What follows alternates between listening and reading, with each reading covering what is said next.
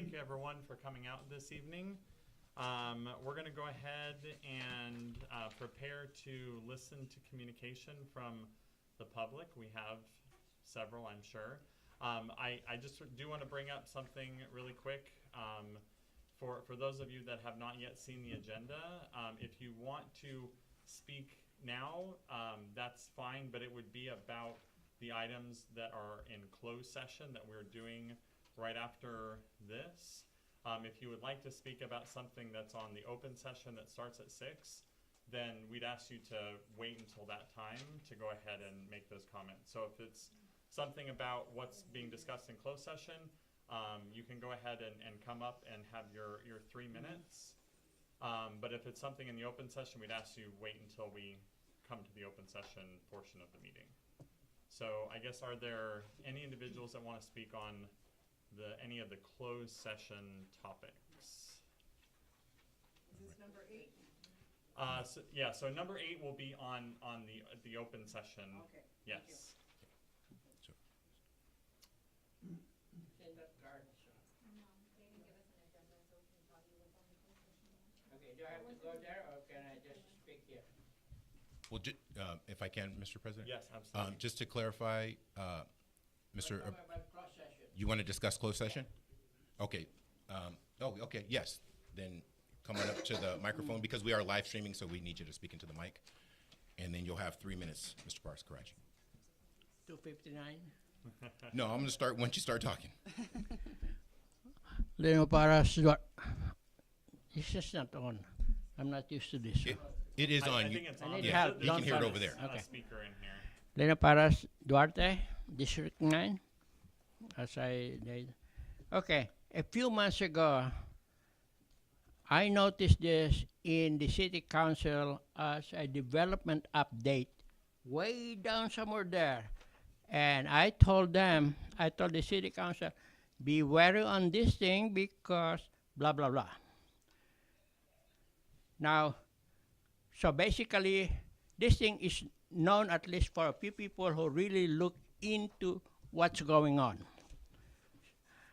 So, and for the board is that even though this is, you comply with the Brown Act, there is an underground group that disseminate information of importance to the city.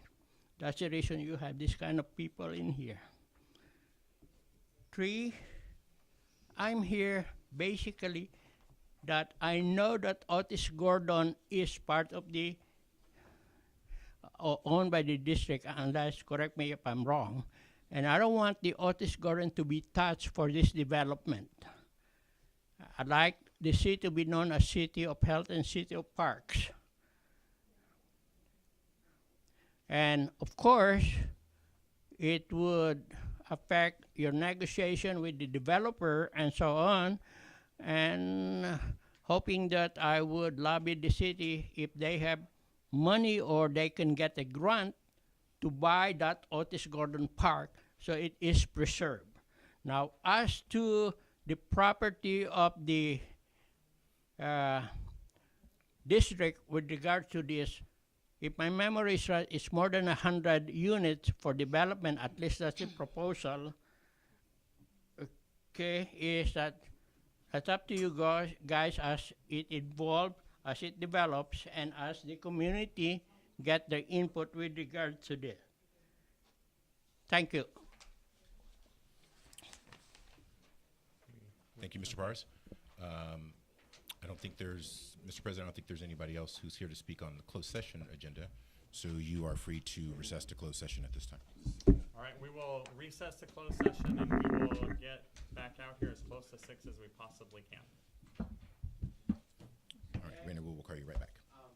Is that under, forgive me, I think most people here are here to speak on the closed session item unless I misunderstood what's happening. I believe most people are here to speak on item number 8. So is that an open or a closed? That's It's an open open session. session item. Okay. Yeah, Yes. yeah. Item number 8. I believe that's what most people are here for. Yeah. What I talked about too. All right, let's recess. Oops, Your time is up. your time is up, Mr.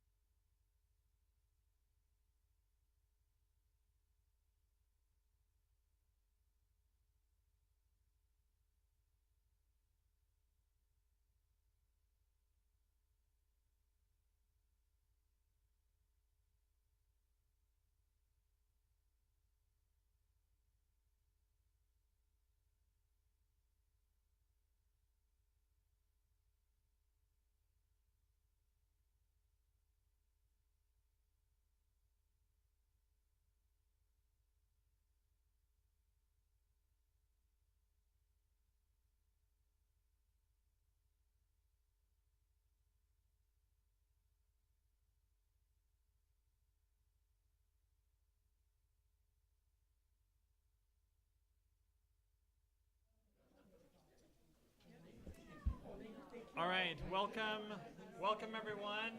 Thank you for your patience as we got back in here. I'd like to go ahead and call this meeting to order at 6:15. We're going to go ahead and start with a roll call. Mr. Bell. Present. Ms. Diaz, do we have Ms. Oh, Diaz yet? sorry, I I'll gotta get to put her her back on. last. Board Member Finley, myself here, Board Member Olguin. Here. And Board Member Carroll. Here.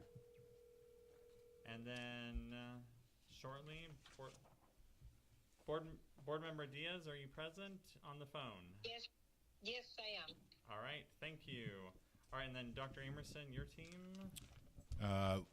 Members of our team are here. The only member of Executive Cabinet absent this evening is Mr. Crosby. Thank you. All right, thank you very much. All right, we're going to go ahead and move on to item number 5, which is the flag salute. So I'll go ahead and do that. Excuse me. How is Raina being able to do it on the phone if it's not on the agenda? Her location, and she shouldn't be participating in this meeting. Can we get? Violating the Brown Act. Actually, we're not. Yeah, there's been updates to it. Nino, isn't she supposed to be on the agenda and her location if she's a call-in? I think because of the COVID, Thank you. the things is, That's it exactly could be right. possible that it's okay. The only thing is that Reina Diaz might not be seeing the crowd that's in here. But I think it's okay because you have a quorum. Okay, thank you. Thank you. All right, thank you. We'll move on And to I'm the not pledge of charging the allegiance. board. All right, right hand over your heart. Ready, begin. I pledge allegiance to the flag of the United States of America and to the republic for which it stands, one nation, under God, indivisible, with liberty and justice for all. Thank you. All right, item number 6, adoption of the agenda. Do I have a motion? So move. Second? Second. All right, motion by Mr. Bell, second by Ms. Carroll. Is there any discussion? None? All right, and we have to do a roll call vote? Yes, Is sir. that correct? All right, so we'll do a roll call vote. Mr. Bell? Present. Ms. Diaz? Actually, You members say of the yes. board, we're calling for a vote for the adoption of the Yes, yes agenda. or Signify yay or Yay or nay? Yay. All right, so Mr. Bell, yay. Ms. Diaz? Yay. All right, Mr. Finley, yay. Ms. Holguin? Yay. And Ms. Carroll? Yay. All righty. The agenda is adopted. All right, so moving on to the next item, which is request to address the board. So we do Excuse have, me. Aren't you supposed to disclose first what you have taken as an action in Oh, the process? Is there sorry. no action or whatever Yes. action? sorry about that. So, yes, we just returned from closed session and there was no action taken. Thank you. Thank you. Alrighty, so next item is request to address the board. And so we will go ahead and open up, we have a list of people here to address the board. So when you come to address the board, when your name is called, please come up and use the microphone so that those that are attending remotely or not, watching remotely are able to hear your comments. And we'll limit it to 3 minutes per person. So, Dr. Emerson, do you want to start moving through our list? Thank you, Dr. Finley. Our first speaker is Nadine Flores. Nadine Flores? I'm present. Oh, hi. All right, Nadine, you're gonna have 3 minutes. Okay. So the reason that I'm present today is because of the new map that's been floating around regarding the townhomes. A lot of concerns. One, I don't know if it's on. It is on Okay. for the live stream. Just Okay. project your voice here. So my concern is I do not see State Preschool in there. I do not see Mount Olive in there. I am just simply concerned with Andrews Duarte, first of all, being shut down because my daughter was transitioned to Valley View. Horrible situation. Horrible voting on that. We came, we tried to fight. My daughter is up there. Safety concerns, weather concerns, packed to the limit, no parking, horrible pickup and drop offs. That's already clustered. Why didn't we keep our school open?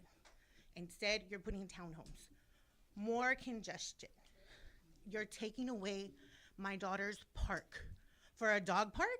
Haven't you saw the court news and all that? All the dogs, park, the situations there? Why are we doing that? Why are we taking away from our kids again? You took the school, now you're taking the park. Now you're taking the preschool, you're taking Mount Olive. Why are you putting homes that the people can't even afford here already? You have openings already on Huntington. You have openings by Duarte Road. I just think there needs to be a better solution, and I think you guys should all think about it again. That's it.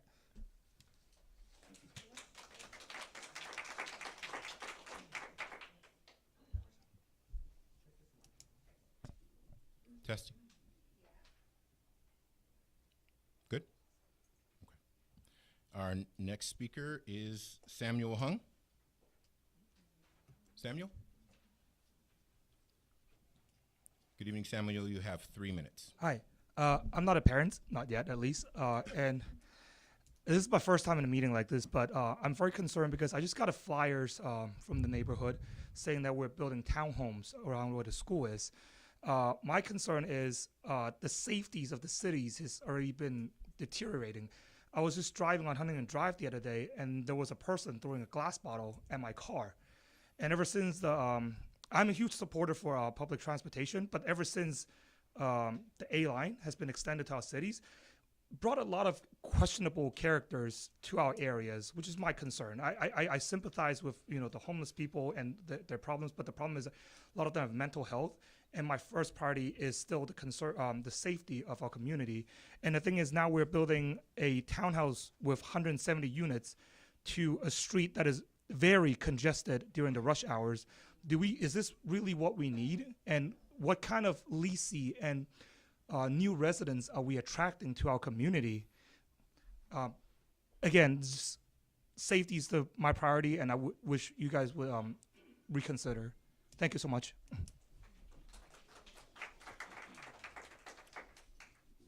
Next speaker is Sierra Martinez. Sierra Martinez. Good evening, Sierra. You have 3 minutes. Yeah, so I'm Sierra. I'm 26 years old. I've lived here my entire life. I've gone to the Duarte schools my entire life, but you cannot shut down Andrews Duarte. The townhome situation is just going to be such an inconvenience to everybody.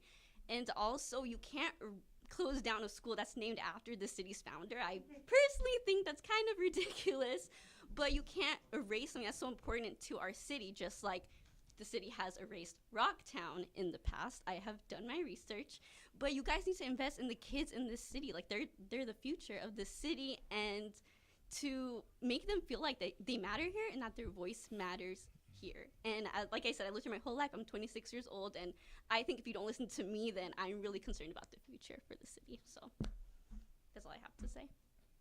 Thank you, Sierra. Our next speaker is Tia Russo.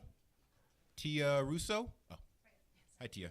You have 3 minutes. Thank you. So my main concern is which was already kind of mentioned, is the congestion of the area. Central is a 2-lane street, and with all the congestion already on Huntington as a major, Route 66, a major traffic usage, and then we're at the crux of 3 different freeways. A lot of folks, especially during rush hour, are avoiding Huntington, avoiding the freeways, and taking Central. They'll get off over by the spaghetti factory, and then they'll take Central all the way down and come back up on Las Lomas, and then they'll go out that way. And I mean, between the minor inconveniences of noise and dust and things like that, of just like heavy traffic, it's also a huge safety concern for the people that live in the immediate neighborhood. My backyard is literally Andrews Duarte School, and I live on a corner, so I see the traffic that's coming from all, technically 6 sides, from Huntington and Crestfield, Central, Bloomdale, and Fernley. So, or I'm sorry, and help me, is it Fernley? Maynard. So I see the stop signs being ran. I see people flying by going 40. I see I can hear all night people drag racing, which definitely happens. And then, of course, not to mention the fact that, which was already discussed, is the transient population and the unhoused folks that are already in the city. We see them all over. They're suffering. A lot of them have mental health issues, which is very clear from their behavior. And it just feels like the attention is on something that could be focused elsewhere. We have a lot of other ways to make this income. If we can, again, think about the future of the community, the immediate community, not just, citywide, but to take into consideration that it is going to affect the day-to-day for hundreds of families. And I think the biggest question of this entire process is, what are the options from right here? Because it seems that this is already a done deal, and it seems as though the community, I can come here and speak my piece, but I don't know exactly what that's going to do for the future and the immediate future of whatever the plans are. If the demolition is going to start, is the community going to be notified? Because we were not notified of this. I work from home. I have an elderly grandfather. Are we going to have to reroute for traffic? Are we going to have to park elsewhere? A lot of these things are my immediate concern upon hearing about this, which I heard about it 10 minutes ago. Thank you. Thank you. Our next speaker is Olivia Barnes. Olivia Barnes.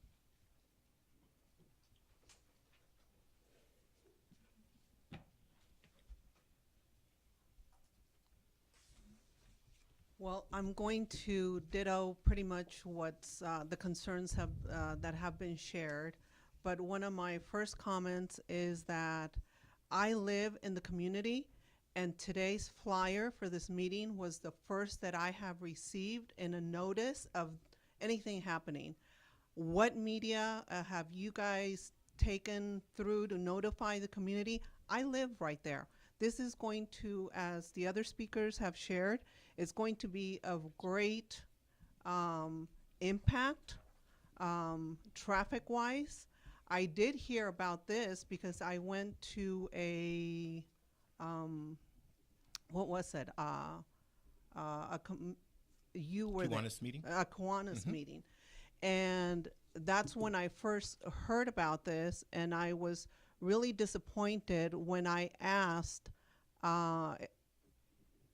about an environmental study, because yes, the traffic is a huge concern, safety is a huge concern, and because we have Huntington being the main thoroughfare, and then Central and Royal Oaks.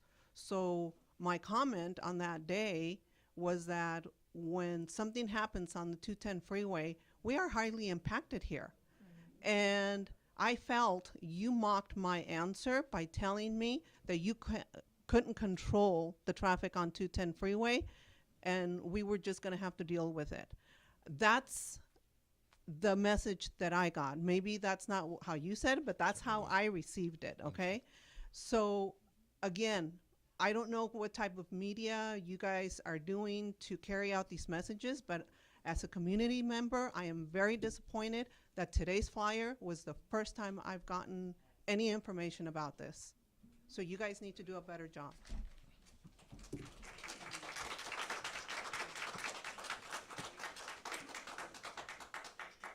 Our next speaker is Lillian Cabral. Lillian Cabral. Lillian, you have 3 minutes. Yes, ma'am. I'm used to talking to the board, whatever, we only get 2, but I'm here today. I moved from the city of Pasadena here because the schools were supposed to be great. Everything was supposed to be great. There was family things for our kids to do. We invested in the youth. But today, That is not said, and that is not, we cannot say that today. I've been here since 1979, and I live in, yes, the county of Los Angeles, but guess what? I get to be here today and speak because you also allow me, because of the school board, I'm allowed to run for school board. I'm allowed to talk about anything I need to talk about. But we have to understand, we are not investing in the youth. We are not. We are investing in the dollar sign, and you need to change that. You need to understand that the youth is the future community, the future homeowners, the future business people, the future mayors, the future school board members. Okay, when I ran for school board, I realized that that when my union did a research, said that only 70 to the ones that are 100 years old do the voting in this city. So we have to change that to making sure that our youth starts learning when they turn 18, they're allowed to vote. And they're allowed to put their positions here. And you are going to listen to them because they are our future. And I'm letting you know right now, you could put up a monument across the street for Andrews Duarte's, but you could turn around and take their school and tear it down. That will never be understood from this board. And this board needs to understand, you got voted in, and we will work to vote you out. Thank you.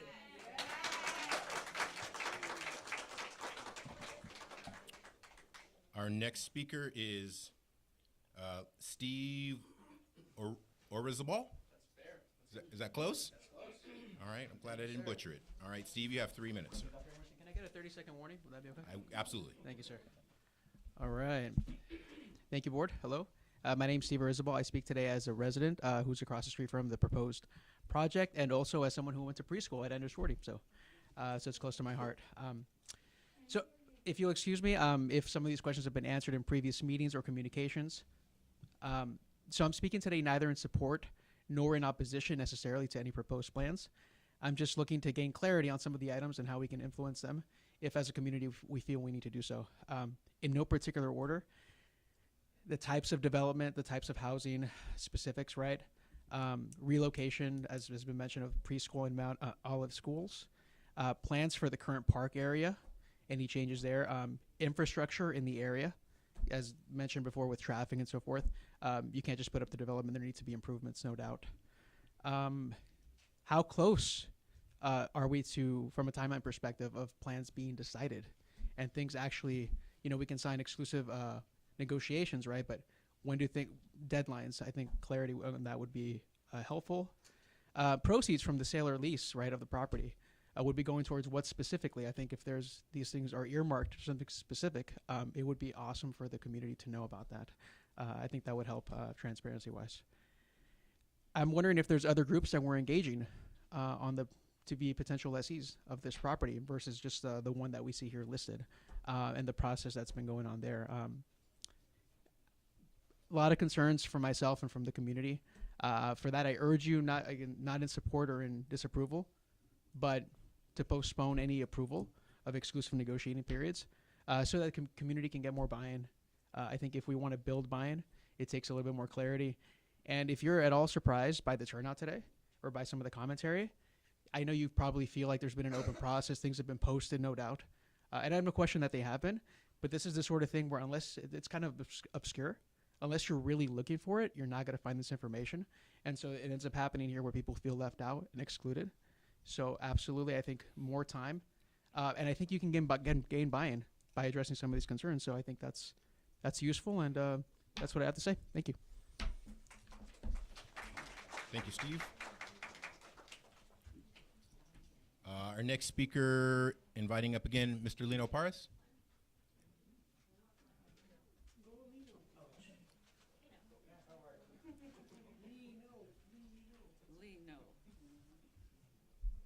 Good evening, school board members, superintendent, and the audience, of course, community members. This is this on? It is on, yes, sir. This is democracy in action, so where people have to speak their mind. Okay. Now, some people say, why did you put this on a special meeting instead of regular? The answer to that is you're only required one meeting a month, and therefore, which is the first, and correct me if I'm wrong, first Thursday of the month. Other than that, it becomes a special meeting. Correct me if I'm wrong. Now, you know this is of concern to the community, and you should have picked a bigger venue. I was told that City Hall is not available, but there are other places, you know. As a matter of fact, you might be in violation of the fire department code.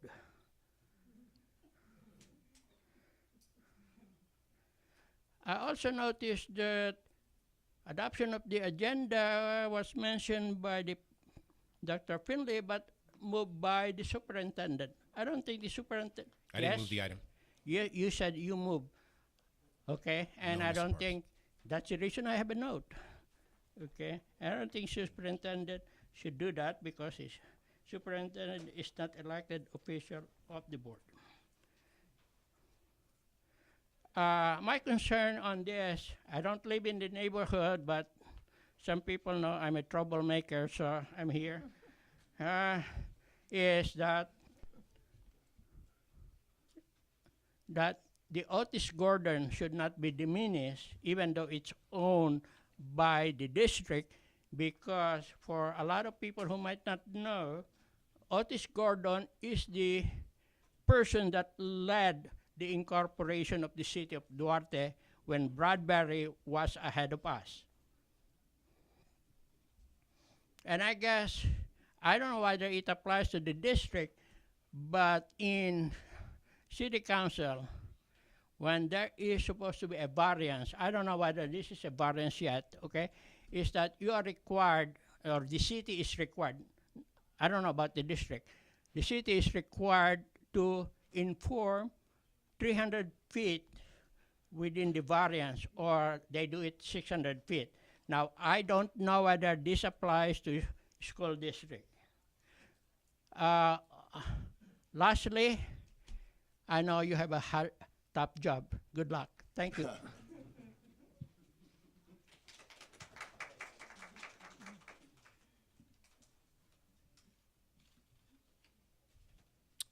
Next, we invite Danielle Riley. Danielle Riley? You have 3 minutes, Danielle. Okay. I am a parent in the city. I'm on the PTO of Royal Oaks. I'm also on the school site council. And I'm just incredibly concerned by this process. Not only, I know AD is closed, that moment has passed, but Royal Oaks saw a huge inflection of students from AD into Royal Oaks. There was no process. The only process that I saw from the district was providing the JFK vans. Beyond that, the school had no plan whatsoever to welcome these students. Talking to administration, issues, especially at the middle school, have gotten worse because there was no welcome for AD students. And I imagine, as another parent who is now in Valley View, it was probably the same lack of a process there. So that just increases my concern for what actually to do with this property now, because like a lot of people, I didn't find out about this until like the last, today.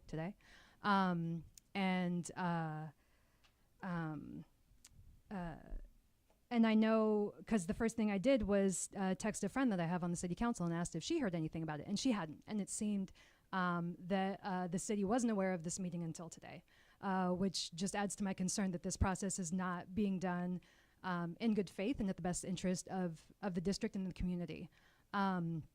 Especially, these are townhomes. I don't know all the projects that this developer has done, but I know they did the B of A, the property across from the B of A, which are luxury townhomes. And if the goal of the district is to increase attendance, increase the money that's coming into the district, if we're providing or building townhomes, then I'm concerned about how much is going to be set aside for affordable housing. Because if the housing is too expensive, the people who will move to those townhomes will not put their kids into Duarte schools. Many parents who live in Duarte do not put their kids into Duarte schools. They come for CS Arts, and that's what they're here for, if they do even put their kids in Duarte Unified. And I'm also wondering if the district has looked into other uses besides just leasing to a developer, like providing housing for teachers, which Gavin Newsom in 2020 signed AB 3308, I believe it's called, where school districts can use low-income housing tax credits to build housing specifically for teachers to draw them into the community. So I'm just really wondering if the district has explored all options that are truly in the best interest of the community. Thank you.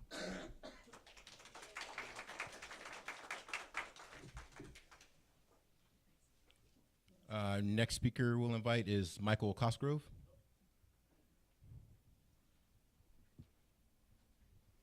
Good evening, Michael. You have 3 minutes. Good evening. So I have grown up in Duarte. I attended Andrus Duarte School. Before that, I went to Royal Oaks. When Royal Oaks became overcrowded, I was moved to Valley View. When Andrus Duarte changed from being a middle school to being a elementary school, I was moved to Northview at its old location, and then I finished school at Duarte High. When I finished school at Duarte High, I went to Pasadena City College. I became an exchange student, went to Finland, decided I wanted to live in Europe, went to Denmark, stayed in Denmark for 10 years. I've had an education that I'm very proud of from the city of Duarte, but I don't see that that kind of education is still available in Duarte. I think the idea of having an art-based school is fantastic. I wish that was around when I was a kid. But to eliminate schools and to make them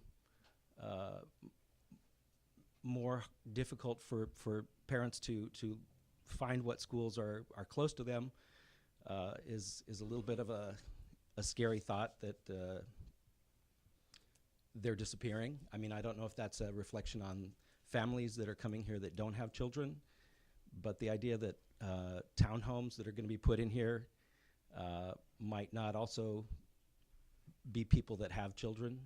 Maybe there will be young couples, I don't know, but I just think that the property being used for townhomes is a terrible idea. I know that the Central Avenue is like a raceway where people don't come to a stop. My own street, I live on Fernley Drive. We have 2 speed bumps that were put in that do nothing for slowing people down.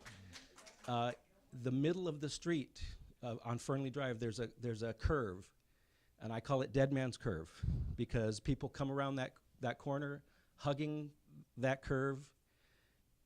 They're in the biggest hurry. I don't know where these people are going, but I know that they're all trying to skip having to drive down Huntington Drive. And the idea of adding more traffic to that area is just unimaginable. The situation in that area with traffic, I always say that it looks like a parade on my street. My little street has car after car after car, and people that don't want to observe stop signs because stop signs apply to other people, not to them. It's just crazy. And then the thought that this will be a developed area with even more traffic, more cars looking for parking. Michael, that's your time. Thank you. Thank you.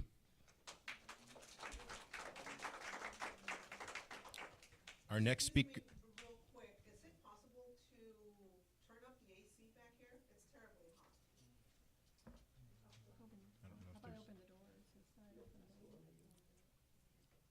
Yeah, I'm not sure that there's anything we can do about that at this time. I'm going to keep us moving. Our next speaker is Tiffany Sweeney. Tiffany Sweeney.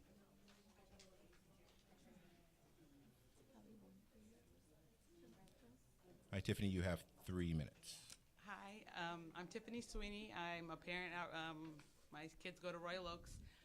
Basically, with everything they said, I just feel like if it was, especially what Steve said, if you guys just could be a little bit more transparent, I think it would just eliminate a lot of these questions and concerns that a lot of the people have said. I understand. I remember the meeting that we had about AD, and you said that the district was a 1.5 and $1 million in deficit, and closing down AD was $500,000 going to save, but you guys still have that deficit. So I do understand that there is a financial issue. Is just, and I just think, like Steve said, just being more transparent. I knew that there was a committee to talk about this, and that you guys have people that, you guys did this intensively, but I don't know if the whole community knows that. So I think that would have just eliminated a lot of the issues. And I really thought I just wanted to ask questions after you guys explained it, because people think that they're being sold. We don't know if they're being leased. So I think that would just kind of, if they, all that stuff is already on the, in the forefront, then it would have just eliminated a lot of these things. But things that I was thinking to consider, I think what Steve said too, like, I don't know if you guys want to, I don't know if you approving it right now might cause more issues, maybe delaying that. Also, just thinking about the ADA funding, other districts will do like a Saturday school to have kids come back to get that attendance, and maybe making like a district-wide incentive for students to have their attendance, because I know that's something that's been an issue. Also, I don't know if it could be all low income for families too, so that money can go to families. Also, another idea would be, I know Arcadia does like a certain tax for their community, for the school district. So if you can do that instead of like the measure, I know the measures are specifically towards building, but the other one you can use it for like school funding and other things. So those are just things that I just think it would be good that the community knows that you guys did all of those things, not just, and us hearing about it, we heard about it yesterday. I know it's available, and I know you guys probably, you do a lot more work than people see, and I know, I don't think you're being disingenuous, but I just feel like some steps have been, you know, missteps have been made that are making the community even more upset. And that's all. Thank you. Thank you. Next speaker is Steve Hernandez.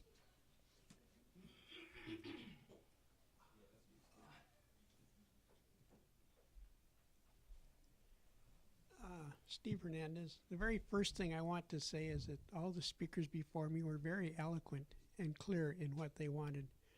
And to me, in all the meetings I've attended, that's a first, but it's one that I appreciate. I did understand what was done and why. And the one thing that you could not answer was the park. And my understanding is none of this development takes away from the park. It just takes the kindergarten and everything straight up and over. So the parks are preserved. And that was done because, as Lino put it, it's named after one of our founders. And by golly, I don't think that should be messed with. Selecting the school you did, everybody has an opinion on it, so I think I'll give one too. It's been an incredible school. I mean, I know a lot of kids that graduated from there, and especially my neighbor, Bointellos, went there to their middle school. So it's got a history. However, when you're as large as that school is, and it is large because it was once a junior high as well, that's a lot of unused property. And to close that would cost probably over $1 million to maintain it while it's closed, and I don't think that's something that we can afford. And selling it, you know, when I saw the other issues, in fact, Azusa and Pasadena are not only closing their schools, they're selling them and they're laying off the teachers. My understanding is not one teacher is getting laid off with the closure of this school. And when you consider the size of our school and the population in our schools, and you've got to get something that at least gives you back something, that's Andres Duarte. There's no other school that's going to do what that school will do for you right now.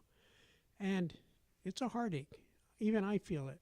It's not something I would have liked to have seen done, but, you know, necessity is necessity. And Stephen Hawking, I think, said it best. He says intelligence is the ability to accept change, because that's something nobody likes. But if we're going to survive as a school district, we've got to do what we can to hold us off until times are better. And that's really where I think we're going. And I would love to agree with them, but I can't, because I know that's a process. But I do agree with them that there needs to be a little more information handed out to the community. That was an important point, and I fully agree with it. Thank you. Our next speaker, Tom Reyes. Good evening, Tom. You have 3 minutes, sir. Well, this is a sad day for me. my neighbors, I talked to all of them, or 90% of them, and none of them knew that this was happening. You never notified anybody who had a backyard that was butt up against the school, or those on Crestfield that were directly across from the school that are going to be greatly impacted, greatly. I was looking at, you know, the plan that they have out there, or you guys provided on the website, and this thing, it looks like it's going to be an expensive prison.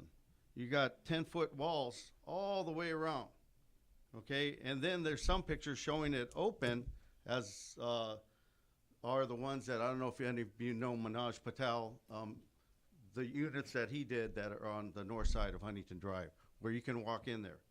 It's accessible. This is not accessible, okay? And this does not look friendly at all for the neighborhood. Way too many homes, okay? We have about a quarter of an acre each lot in that neighborhood, and these things hardly have anything. You're reducing the park, the green space, okay, which is not good for our children, our kids, the community, okay? They need that green space, and you're knocking it down. Mr. Bell, your neighborhood, they wanted a dog park, okay, and all the people, no, the city wanted to put a dog park there, and all the people fought it, and so far they've won, and now I see a dog park appearing. You know, did this all come from your guys' input? You know, I think that's kind of sad that you're doing that. You know, take it from the north side. Oh no, move it down to the south. Okay, they don't care, they don't mind. You know, one barbecue I see here in this thing. You know, we have families go over there, and they use it every weekend. There's birthday parties, there's wedding showers, there's all kinds of things. There's games going on. It's rare to see that park empty, and it's not going to be accessible like it is right now. You talk about needing money, okay? I lost the election in 2020, and COVID hit, and you guys received a big chunk of money, and you were supposed to hire more teachers. You were supposed to reduce class size. You were supposed to get the kids AIDS to get them caught back up. None of that happened. These kids are so far behind, it's ridiculous. You know, there's what, maybe 30% is at or above level, 34%, and 40% math, or 44, 46, somewhere around there. You guys should know those numbers. But it's terrible, you know, to see our poor kids that they can't even read. They're at second grade level, ninth grade, high school. That's your time, Mr. Reyes. So, you know, very disappointed that you guys are going in this direction. You did this when I left the board. And you're doing it intentionally, you're hurting the community and kids. Next speaker is Jessica Goldsmith. Jessica Goldsmith.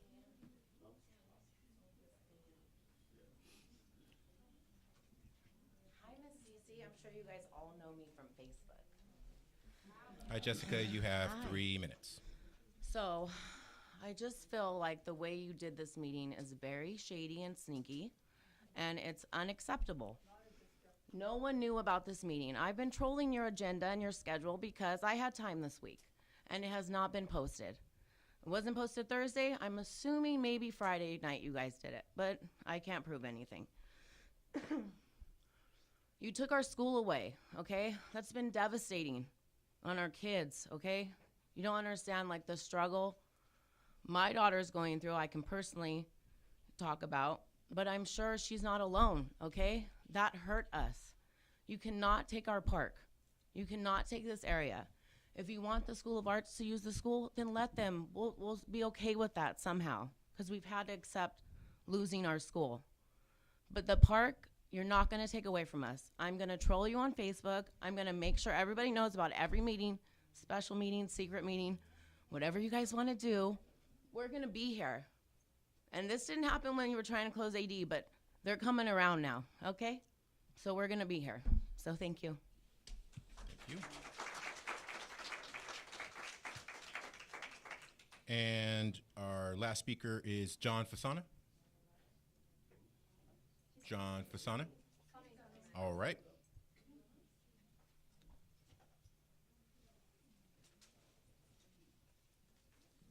Good evening, John. You have 3 minutes. I won't take that long, actually. Thank you. I just want to say I actually understand part of the recommendation. Some of this was discussed extensively a year ago, and a lot of it was decided in terms of proceeding with the new site or proceeding with the development. It was very clear in the recommendation from the committee that not 1 inch of park space would be lost. So I just want to clarify that as well, that the park space maybe be shifted around here or there, but that would all be maintained. The last thing, though, is I think, I'll make one other point. The age 5 to 17 population in this city has dropped by 35% since 2000. A lot of them now are in their 20s, 30s. Some of us were in our 40s or in our 60s. But I think that's probably the biggest evidence that something needs to change in terms of how the facilities are used. That's the census data. That's not something that, one of us is making up. But the last point I would make is that this is really, based on the turnout here, this is not a good site to be making this meeting. It's very difficult to hear out there. And that it would probably behoove the district to reschedule this hearing either at the city hall or at the PAC where people can be seen and heard and where they can see and hear. So I will stop there, and I'm under the 3 minutes. Thank you. Thank you.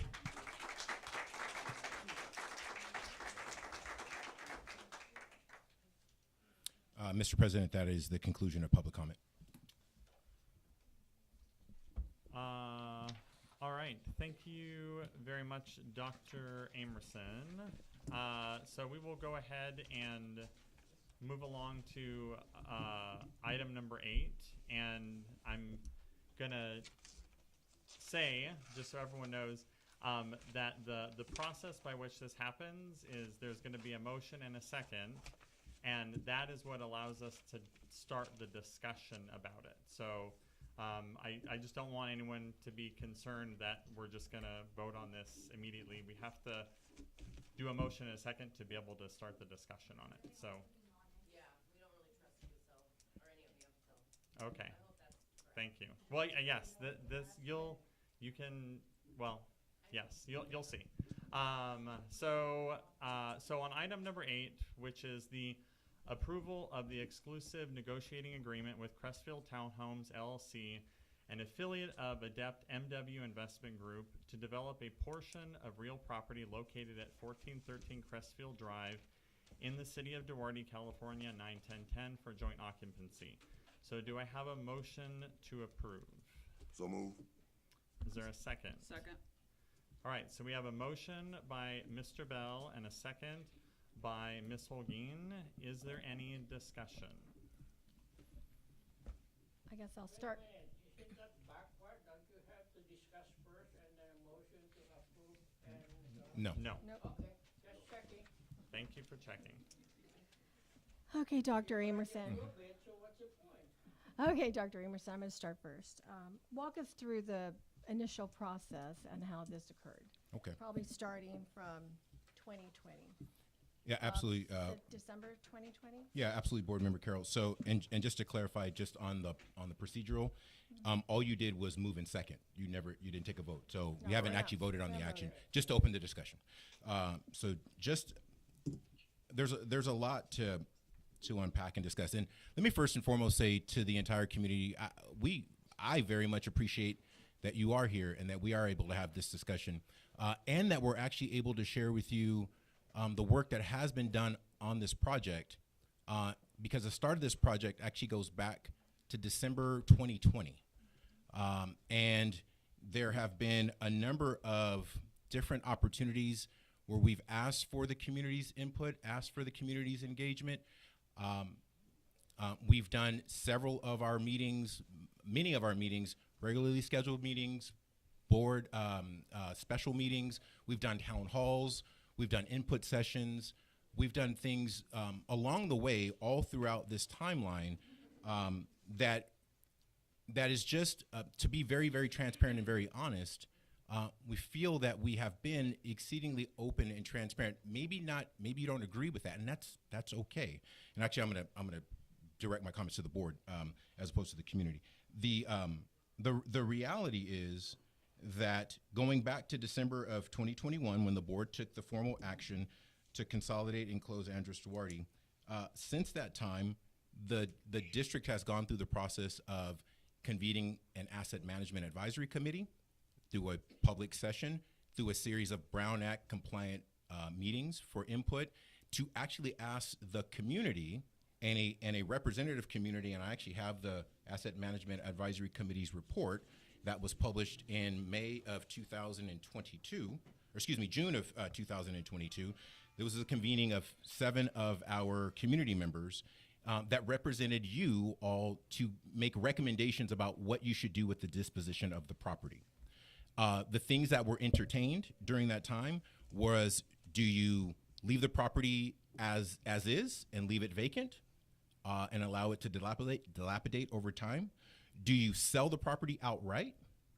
And then once you sell the property and divest your ownership rights, some developer is going to scoop it up and do whatever they want, and the district and community will have zero insight over it. Or do you potentially look at it as doing some kind of a joint occupancy, and you lease it where the district retains the ownership, the district has oversight and say into what gets developed, and then the district and the community jointly benefit from that space being developed by the district through the input of the community as well.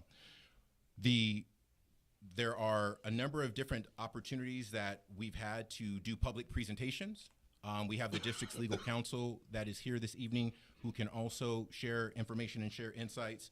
I won't bore the board or the community, but I essentially put a 3-page document of all of the board meetings, all of my public comments, public statements, video series that we've done on the transition, letters that have been written and sent out to the community, all the different things that where we've been trying. Mr. President? Yes. So, just to clarify, in May of 2022, we sent out a series of messages to our entire school community about the closure of Andres Duarte, the transition of students, the reallocation, the boundary redesign, all these messages all around the consolidation and the closure of a particular school in our district, because we knew that it was a long and tedious process. At several points along this timeline, we have asked for and invited and quite frankly begged for additional engagement. I'm glad we're having it now. I'm glad that we're having it now and having the opportunity to share these things with the community. There are several things that I've seen in print, and there are several things that I've heard said this evening, which are in the complete encounter to everything that this board has actually said. At no time, ever, ever, ever, was Otis Gordon going to be disbanded or gone away. That never was ever stated, never by me or any member of this board. As a matter of fact, but we're not the city council, Lino, in all fairness. And I'm sorry, I shouldn't do that. There are a lot of things that happened in some of these comments and some of the things that are being discussed that actually are getting the board and our authority and our jurisdiction confused with the city. We are two separate entities. We are the owners of the Andres Duarte property. However, the work that has to happen in order to develop this property has to be done with work with the city to get approvals, work with the city to get permits, entitlements. So there is work that has to be done with the city, but I want to be really, really clear with the members of the board that it is your property, it is your project, you get to decide. The city will work with us to approve what gets proposed. The last thing I'll actually say, and then I'll pause and take questions from the board, is that it's really, really important to delineate what this item that you're considering is and what it is not. What was presented as a part of the item was simply a hypothetical, theoretical proposal that allowed us to see what potentially the vision would be by this particular developer. We got the same type of proposal and the same type of development from all the other developers that we considered during the interview and the deliberative process. But that is not what the board is approving. The board is not approving any project. Full stop. There's no project being approved. What's being approved is the ability for this board to now have direct conversations with the developer, because you've never had a conversation with the developer. So you can't approve a project that you've actually never actually developed. So what you are giving us, both myself, my staff, and you're giving yourselves the ability to engage directly and say, this is what we want built in consultation and collaboration with the community, because the other part that's a major component of this particular ENA is now the developer goes into the community and sets up shop and talks to every single person who wants to talk to them about what gets developed. That's in this agreement. So it's never been and never was a done deal. What this allows us to do is to have a different set of conversations that are no longer theoretical, no longer hypothetical, but in fact, here's what the board would like to see developed on the property that they own, that then could be communicated with the city to say, this is what we think is good for our community, for our kids, for our schools, and for our city. It's different. It's not the city council's decision. It is the board's decision because it's the board's asset. I see a hand, but I can't respond because we're not taking public comments or questions. Let me pause there and let the board respond or react. So, yes, so Dr. Emerson, one of the questions that was brought up was about just a general timeline, not of what has been maybe done before this, but in terms of, I mean, if we do approve this ENA, this agreement tonight. Yes. So if we do approve this agreement tonight, realistically, what does the timeline look for like in order to have shovels be in the ground? Are we talking 2 weeks, 4 weeks, 3 years? What does that timeline even look like? Serene, would you like to kind of weigh in on essentially a timeline? We'll need you to go to that mic there.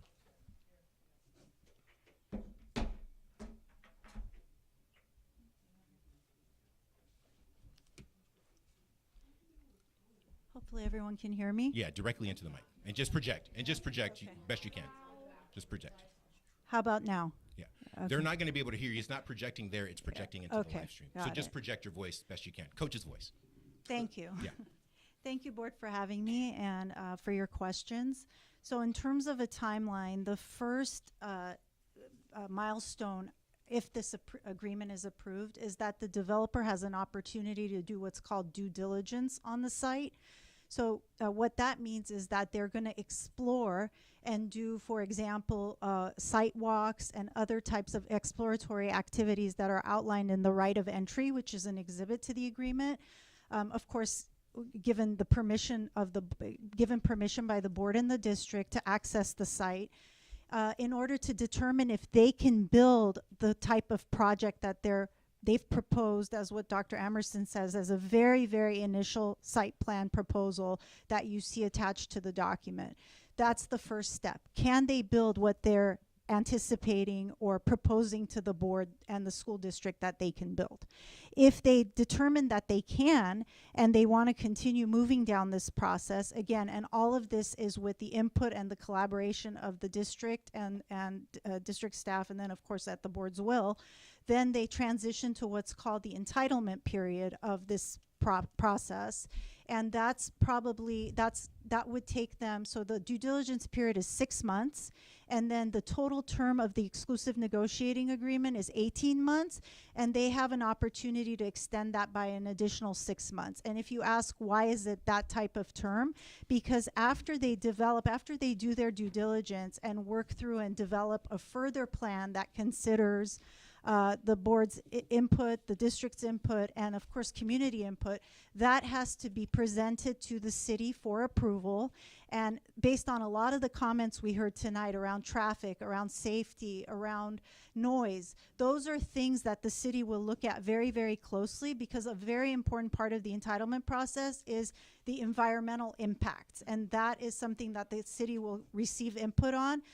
And the developer will be required to present what's called either an environmental impact report or a lesser report, depending on what the city determines, and will guide them through a process. And at that point, again, the community will have ample time and opportunity to provide input on the actual plan that's been proposed by the developer.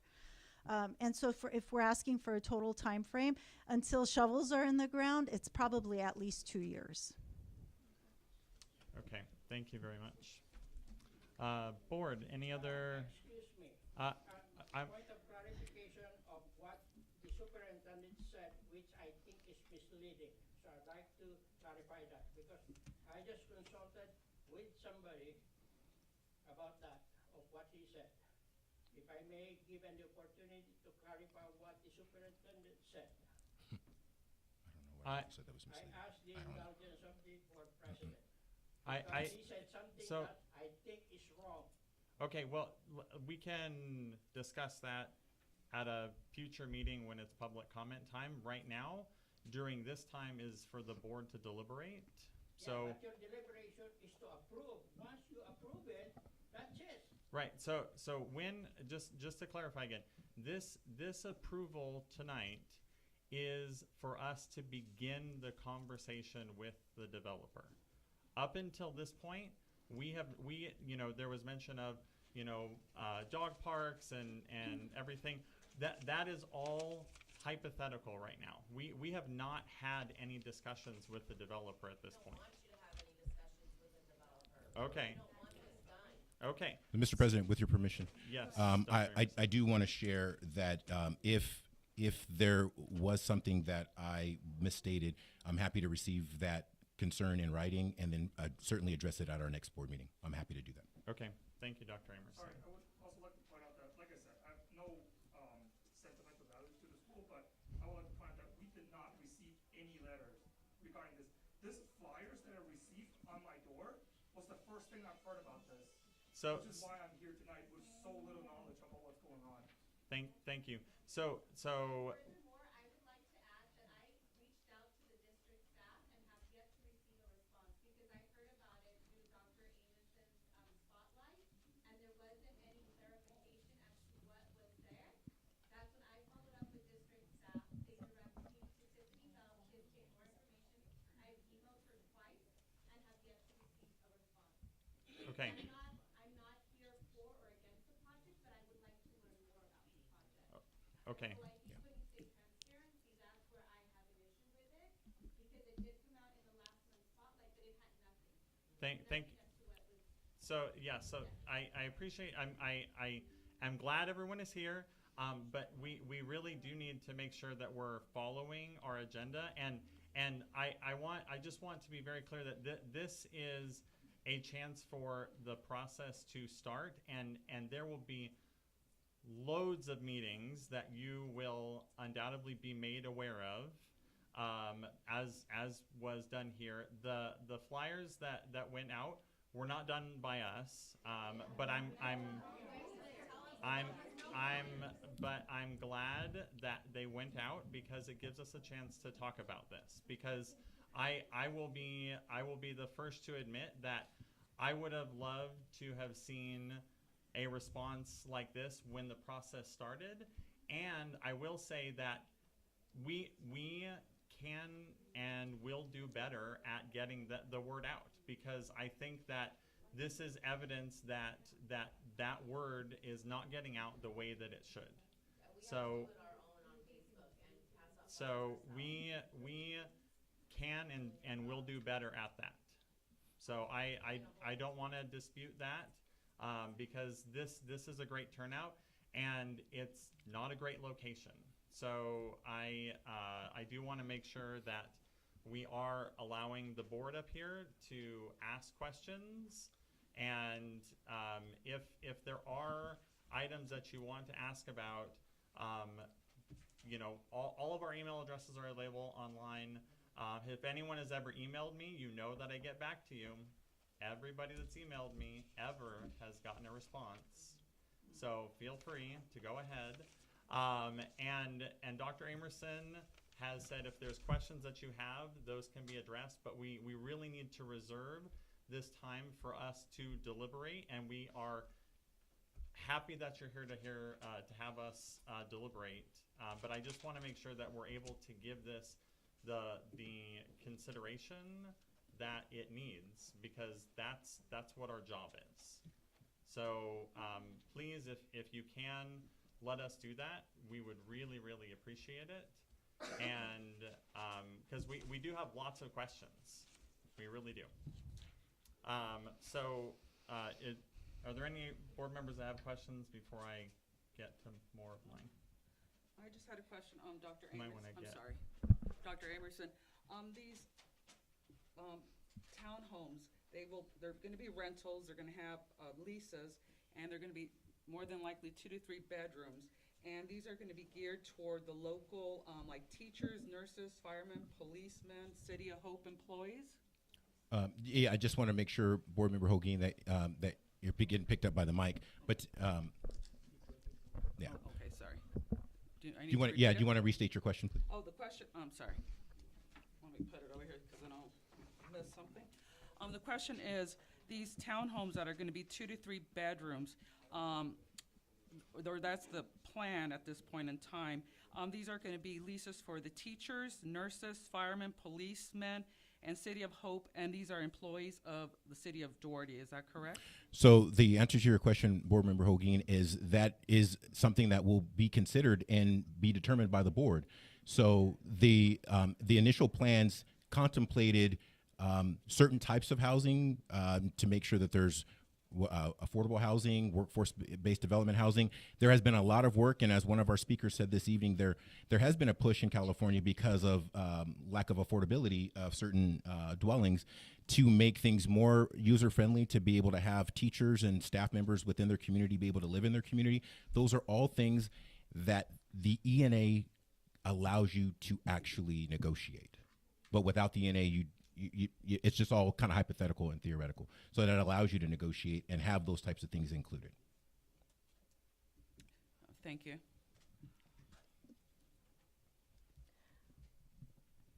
Okay, so.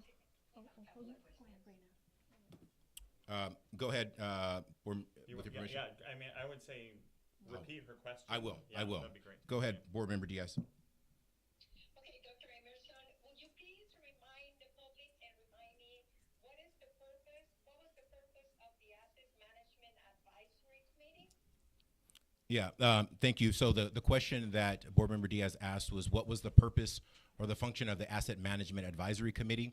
And so that was the convening of a group of community members from within Duarte to provide direct and immediate guidance to the board and make recommendations to the board about how the property could be utilized or how it could be actually repurposed. And so again, that Asset Management Advisory Committee was authorized by the board. Hang on one second. It was authorized by the board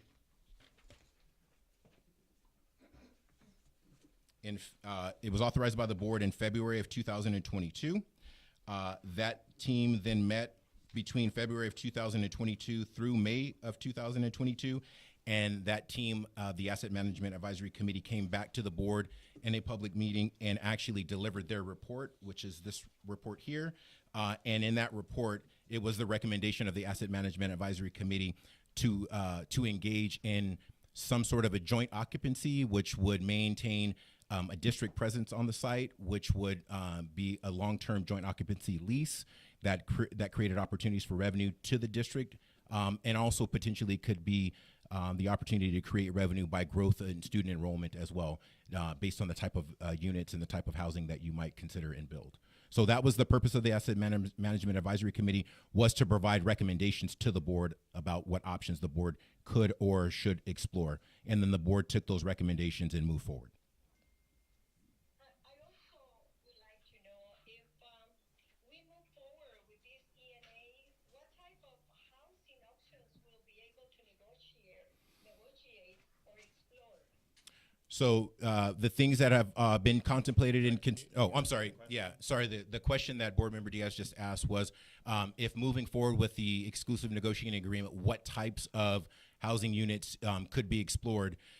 With this particular ENA and the development, we would be looking at long-term leases, which means apartments, condominiums, townhomes, something that would be more of that style.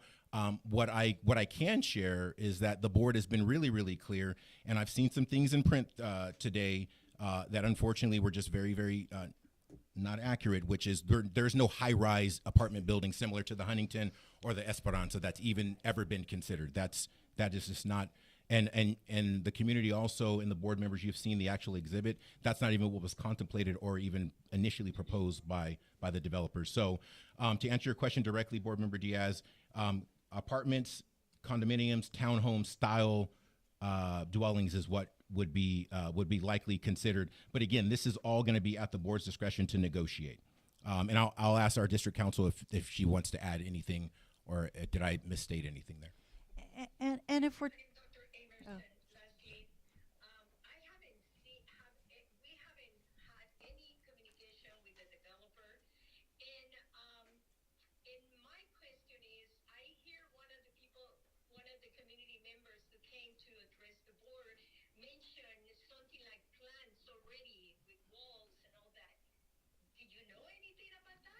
oh. So the question was, since the board has not had direct dealings with the developer at this point in time, there was a public comment that mentioned kind of the design.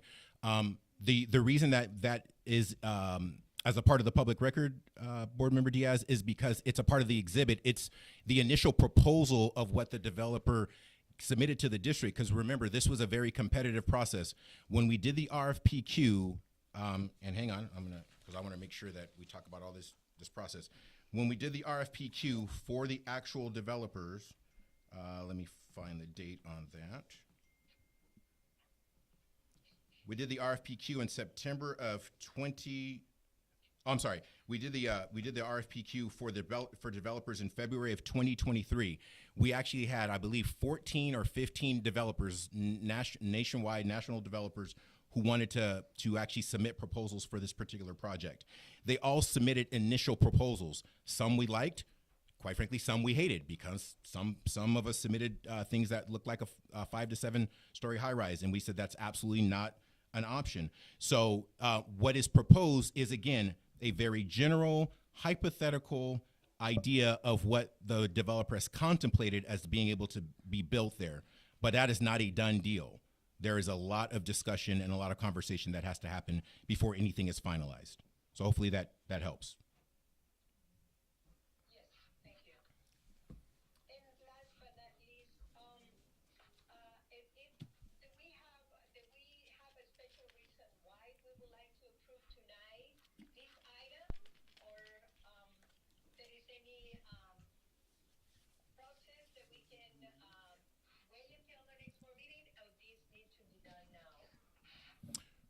So Board Member Diaz, I'm sorry, the question that came was, is there anything that is pressing that determines that we have to act on this item tonight? That was the question.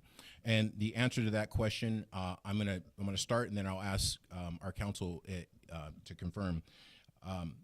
The reason we brought the item tonight is because the attorneys on both sides, the attorney for the developer and the attorney for the school district, have been working on this, I think, for the last several months, of hammering out the terms and conditions of the ENA.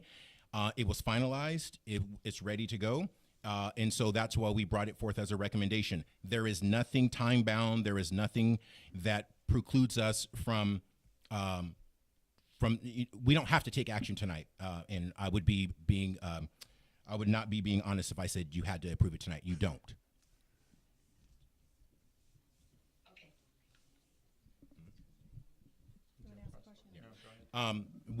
And thank you for that.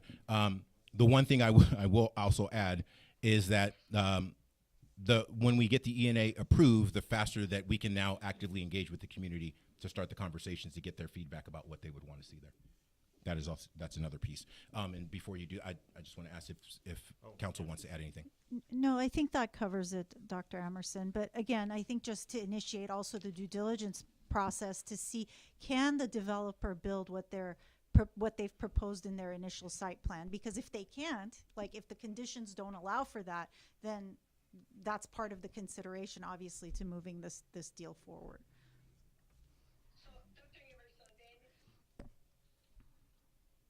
Go ahead. So then, if either we do it tonight or we do it in 2 weeks, this ENA needs to be approved in order for the board to start having conversations with the developer, right? So the question is, regardless of whether we do it tonight or we do it at our next board meeting, this action has to happen before the board can directly deal with the developer. The answer to that question is yes. And to add, and to add also, again, just I know I'm focused on the due diligence, but it's important because you also have a right of entry agreement that's attached as an exhibit to the ENA packet that provides the parameters for how the developer can conduct their due diligence, being respectful of the district's property, asking for the appropriate upfront and in advance access to the site, and what they can and can't physically do on the site. So all of that is very important for them to initiate their activities. And so, Serene, is the ENA, an executed ENA required for the developer to begin the conversation with the community? Part of the requirement under the ENA is that the developer has to deliver to the district, and this is something that the district will have input on after it's delivered, a plan for how they expect to engage the community. So they have the onus is on them to develop the plan and then seek the district's input as to the extent of that plan, how in depth that plan should be, and the timeframes for that. And then, of course, then the district will have an opportunity to seek, for example, community input sessions to the extent that it finds that those are necessary, and the number of them that it would look, and the location, that type of thing, all gets negotiated as part of this process. So yes, it's important to be under this structure so those details can get worked out. Okay, thank you. Ms. Carroll.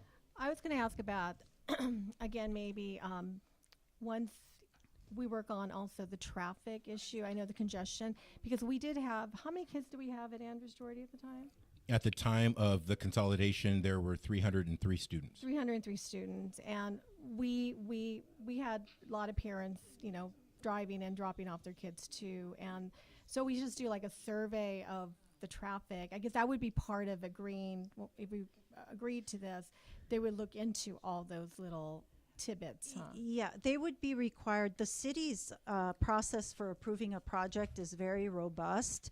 So the city, after the developer, typically this is the process, after the developer gets the sign off for the site, after receiving all the community input, developing the site plan that with the district's input that gets proposed and submitted to the city then starts its evaluation, and of course the district will continue to provide input of what the potential impacts are to the environment.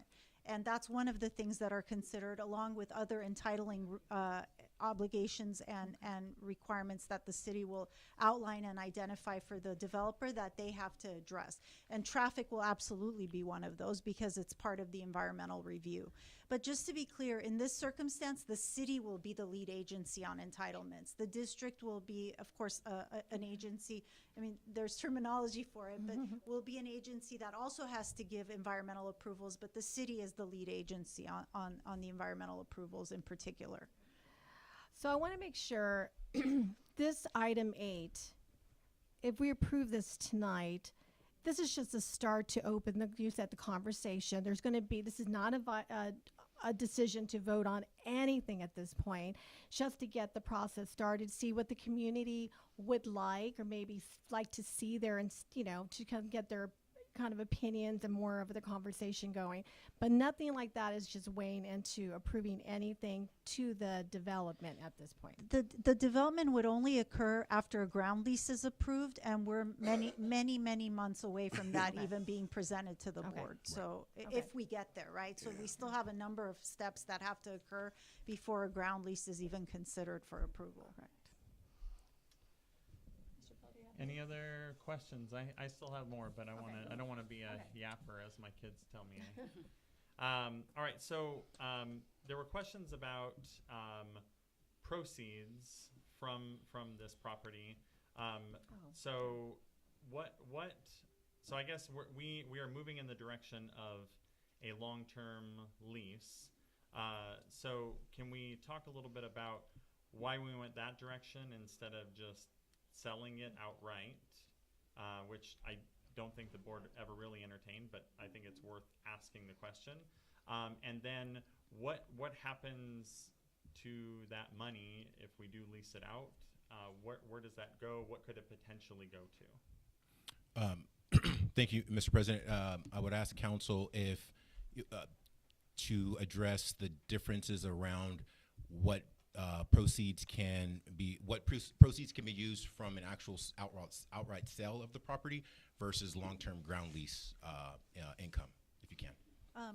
And this has been a primary consideration for school districts when assessing options for their school sites that are potentially going to be redeveloped is if you sell, of course, that's a one-time cash or money infusion. That's something you have to consider, and you no longer have the asset, right, as some community members pointed out here earlier. Surplus, the revenue from the sale of surplus property is restricted. It goes into a restricted fund. I'm going to just simplify it that it's the equivalent of a facilities fund. It's so that the district can develop its facilities. But you don't have ultimate flexibility with the use of those proceeds. There are some exceptions that the district could potentially utilize, but those are not readily available for extended periods of time. There's like a cutoff period for when what we call a one-time transfer could be applied for, and we're running up against that time frame. And as Dr. Emerson said, that wasn't really something, the sale was not really something that the school district actively considered for this site. With lease revenue, you have the ultimate flexibility. It's per the statutes, it's per the board's direction is how it gets utilized and can be expended. And of course, that can go to general fund expenditures as you all determine would be appropriate. All right, and with this being a long-term lease, up to 99 years, none of us will be around then. But what happens then? I did want to just make the point that, and this has been in some of the prior presentations that we have given in open session on this process, the ground lease is being procured, or this process is procured under what's called the joint occupancy statute. So I think Dr. Emerson referred to that earlier, 17515 et sec of the Education Code. So what that contemplates is that the district maintains a presence on the site. The district can enter into a long-term ground lease of up to 99 years. There are, of course, statutory procedures which we've engaged in here in order to procure under those statutes. And importantly, the district at the end of the term, whether that's 99 or less than that, that's still up to negotiation as part of this ENA process, of course, all the improvements then belong to the district at the end of the term. So the developer doesn't have the opportunity to then, depending, of course, we would make sure to negotiate provisions that are in the district's benefit, but the district maintains the ownership of those improvements. All right, and how much say does the board have in the type of housing and the affordability of the housing for that location? Because as was pointed out by several individuals, you know, it is not inexpensive to live in this area, and if we want to attract young families, we need to make it affordable.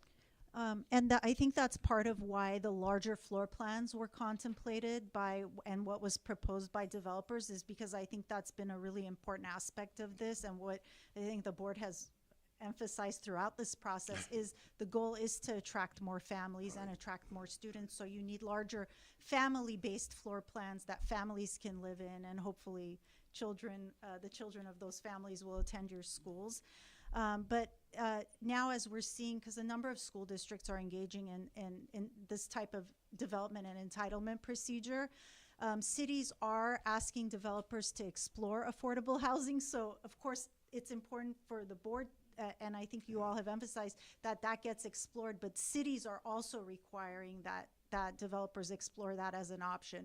So that's one type of housing that would be explored by the developers. And then also, I think we talked about employee housing as well, and whether that's teachers, staff, running the gamut. But that's another component that will be explored as part of this process.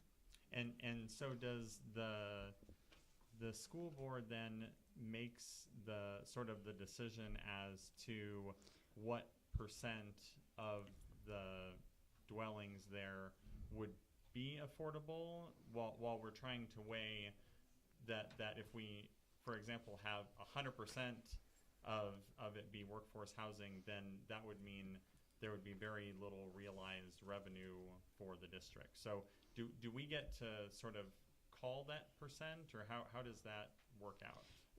It's more of a collaborative, I think, effort with the city and with the developer as to how many units are they going to be allowed to build based on what the city will entitle, and then what's that number, the universe number is known. Then what percentage of those units will be potentially teacher or employee housing or affordable or affordable, and then how that pencils out in terms of then the market rate units and being able to do the balancing that you just mentioned.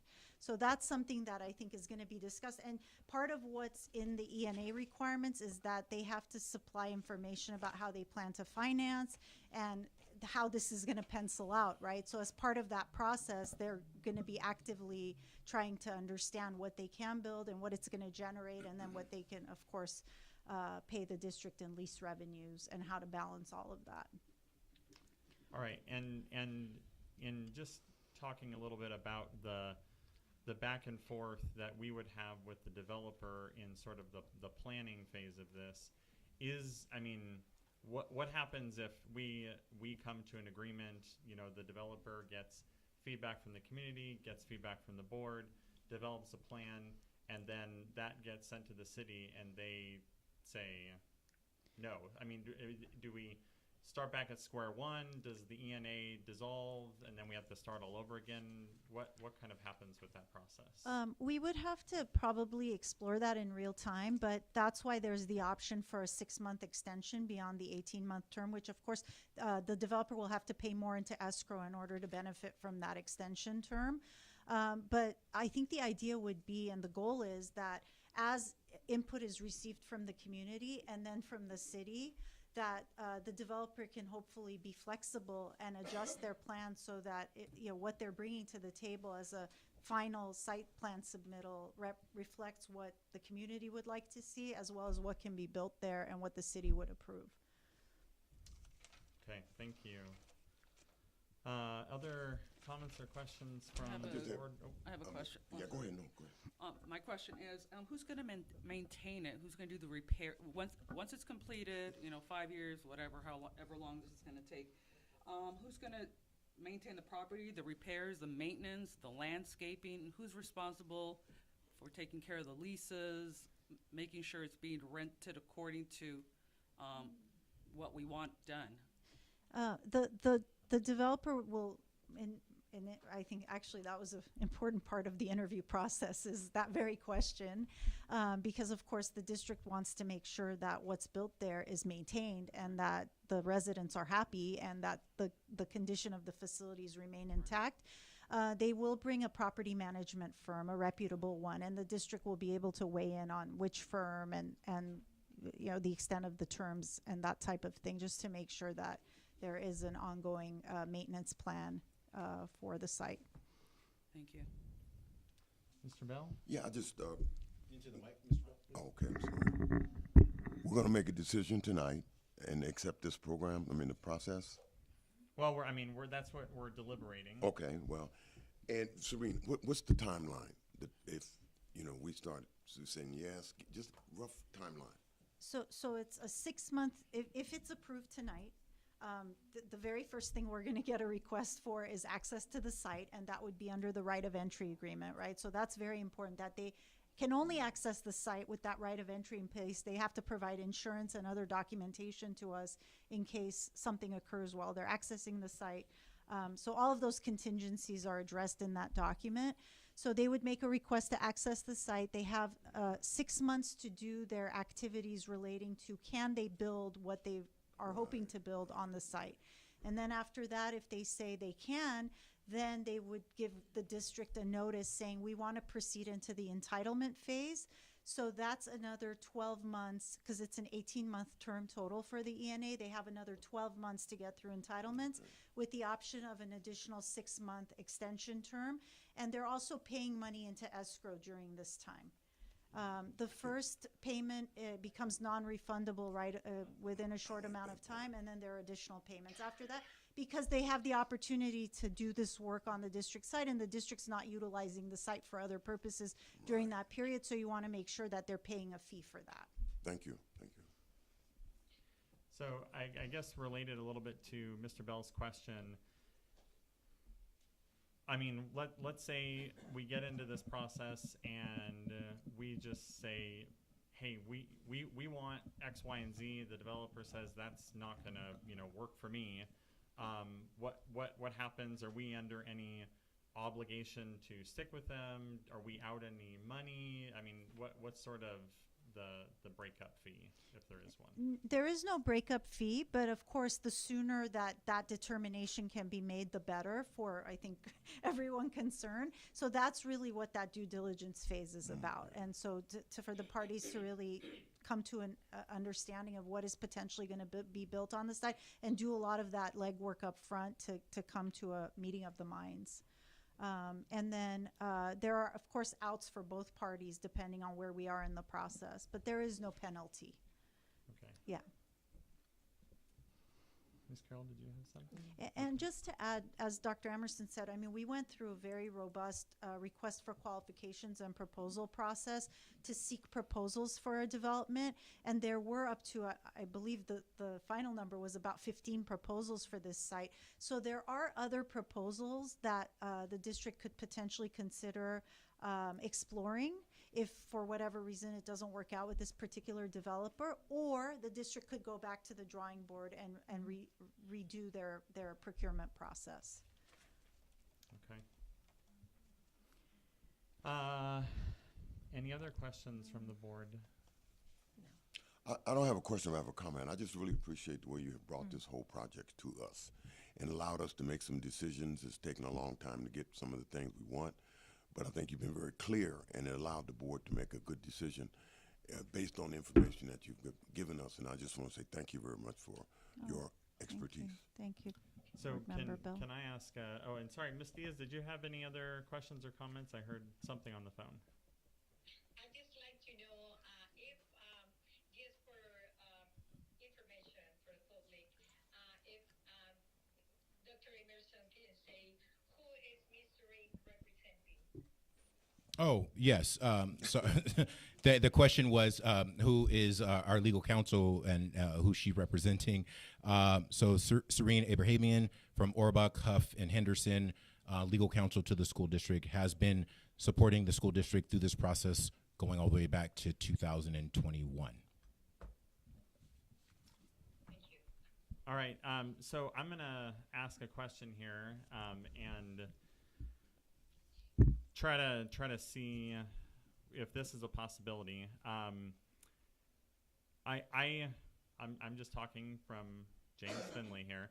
I don't. I'd like to know about the possibility of not taking action on this, but the whole purpose of approving the ENA. Well, not the whole purpose, but one of the primary reasons of approving an ENA is to get feedback from the community. So would it be possible, even if we do approve or don't approve the ENA tonight, is it possible to put on our agenda for our regularly scheduled meeting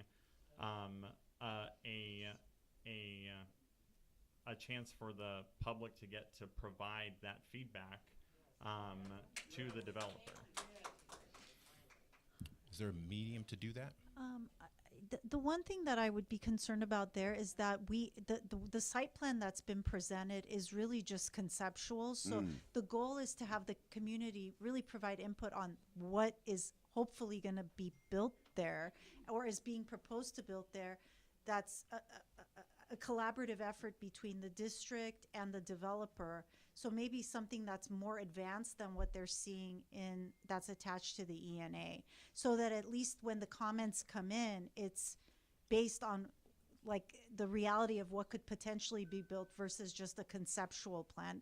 Hopefully I'm making say, yes, it's very important to get the community feedback, but on what? That's I guess in my mind, you know, whether it's 120 townhomes or 170, whether there's a pool there or not, I mean, I think that a lot of the concerns are going to still be valid from the community. So I just don't know what that agenda item looks like if the you know, even if it's just the public comment period at the beginning of the meeting, and we invite the developer to come and hear those items, I think that would help.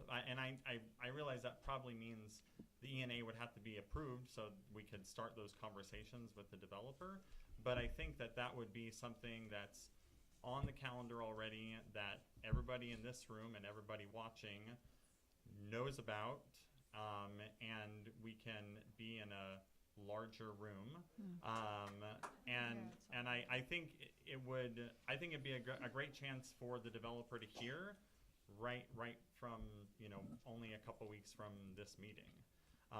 But again, I realize that presumes that this ENA is approved tonight to get that conversation going. So I don't know. I mean, if that's a possibility, I'd like to explore that as we build the agenda for a couple weeks from now. Sorry, I put everyone on the spot. No. Yeah, I'm just thinking of how to operationalize that, but I serve at the pleasure of the board. Whatever the board wants is what's going to happen. Okay. I guess I feel I'm like James. I think there's a lot of information that got out there that wasn't, you know, it was kind of all over the place. And I think having the community come in and really direct some questions or some concerns would be great. So I agree. Board Member Diaz, go ahead. Yes. My question is, the committee would not be able to start into communicating with the developer if it is not approved by the board, right? Did you hear the question, Serene? Is that Yeah. You want to just repeat it? Yeah. So the question is, can the community engage with the developer without an executed ENA? I think it would be preferable if there was an executed ENA in place, because then the goal is that those comments are received and incorporated into a plan that they're going to develop. They can't do that if they're just outside of an ENA process. They have to be working towards something. Correct. Yeah.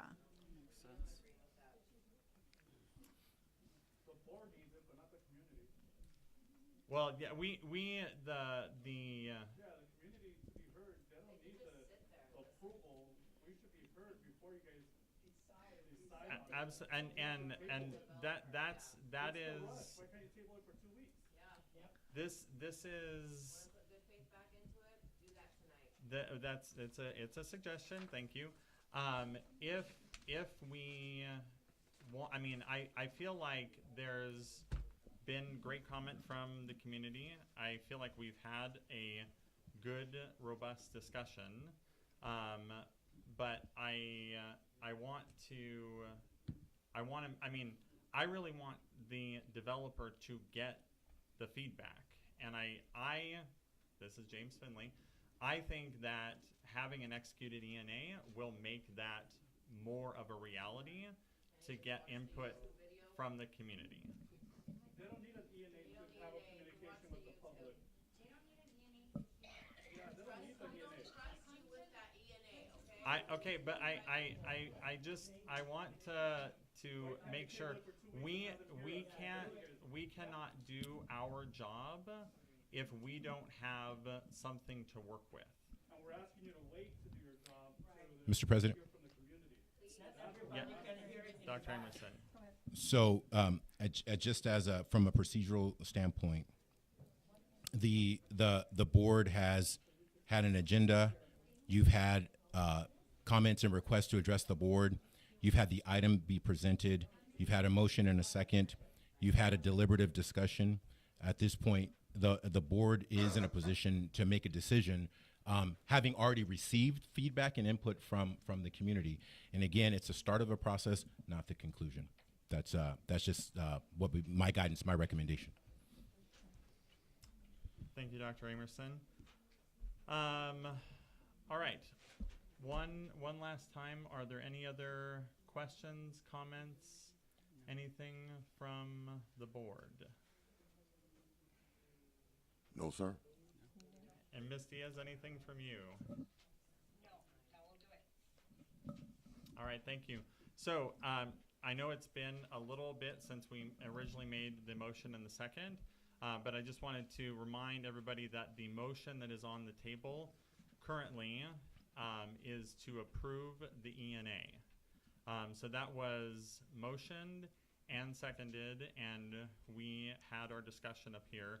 Correct. And now we will go through the process of calling for a roll call Roll vote. call. Yes, sir. Roll call.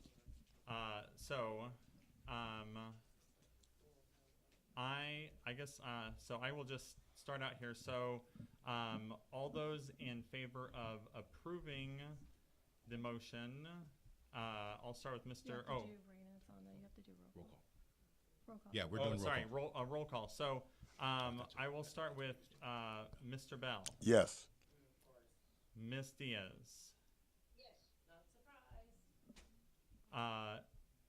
Finley James, yes. Ms. Holguin Yes. and Ms. Carroll. Yes.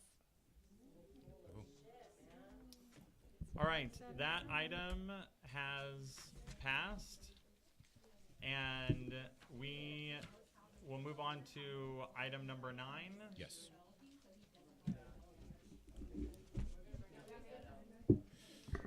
So item number 9.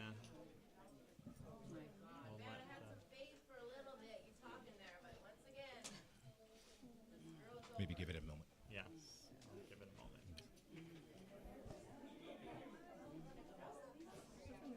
Even after we heard it wasn't time back.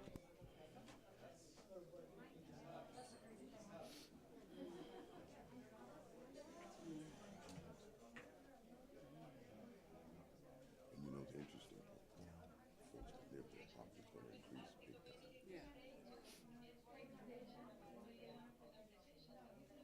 Yeah, I think we've learned quite a bit, Board Member Diaz, about how we are going to actively. Could you repeat her question? I'm sorry. Yeah, she was. Oh, sorry. So the question that was posed by Board Member Diaz was to be able to ask the community if they wanted to stay for the other items that were being considered, and so.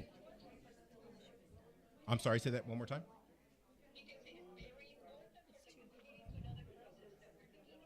Yeah, absolutely. Many of them have already exited at this time.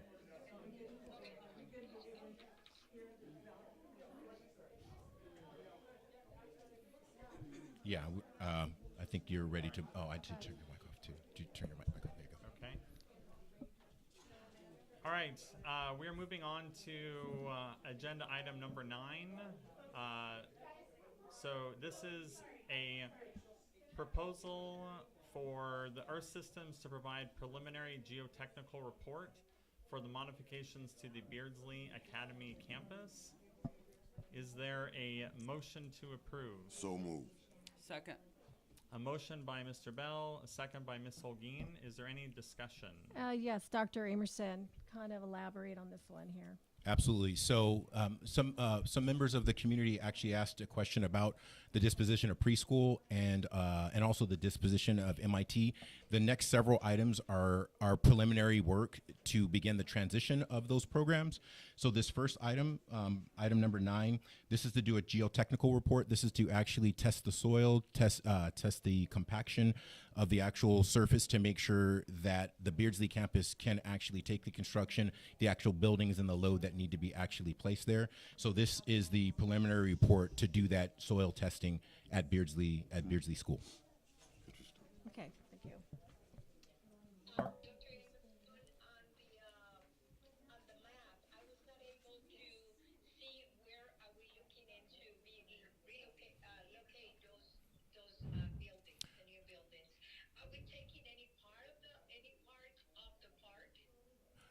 Thank you. So the question that Board Member Diaz just posed is for the relocation of the preschool program from Andres Duarte to Beardsley, will that transition and that work that has to happen at Beardsley, will it encroach on the field or the park area at Beardsley? The answer to that question is no.